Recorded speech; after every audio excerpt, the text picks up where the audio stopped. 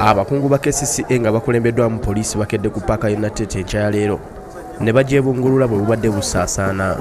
Twalonda akakiiko akagenda otufuga kuva mu bizibu bye twalimu.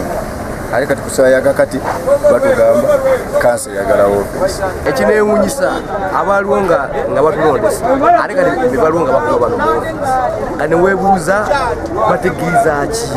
Bano bali mu kusaba okukola ekiragiro ekyayebwa Minisita Mulundi Mukasa nga gavumenti bwezza obuyinza bwonna obw'omuzi paaka nga kino kyava ku buvuyo n'okulwanagana ebyali bisusse mu ebibiina ebiziddukanya. Naye mwawulira ministerial statement yagamba nti paaka zonna mu Kampala poliisi ne KCCA zigenda okuzeddiza zibeere nga okuziddukanya. Olwekyo paaka y'Enatete tubaze tetuyingira nga olwaleero tuzze okugyamu biri ebibiina ebyali birimu. Ffe tetulina obuzibu n'okukola na KCCA. Naye waliwo abakozi abalimu nga si ba KCCA abaliwo tutubimu obutubimu. Paaka eno ebadde eddukanyizibwa obukulembeze bwa Utrada ekibiina ekigatta baddereeva ba takisi era nga bwe bakitegeddeko nti KCCA ejja okugibatwalako badduseemu kyokka ne bagenda n'ebiwandiiko byonna. Ebintu nga fanisha ebibadde mu ofiisi n'ebiwandiiko ebitonotono bitasobola kutegeera saawa eno naye nga tetubisaze mu tufunye information babiggyemu ekiro ne babitwala.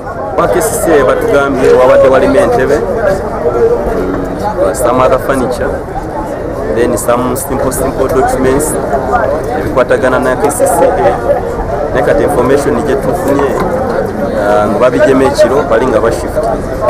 Abasirikale ba poliisi bayiriddwa mu kifo kino okukuuma obutebenkevu era nga bwe tuviriddeyo ng'embeera ekyali mu nteeko.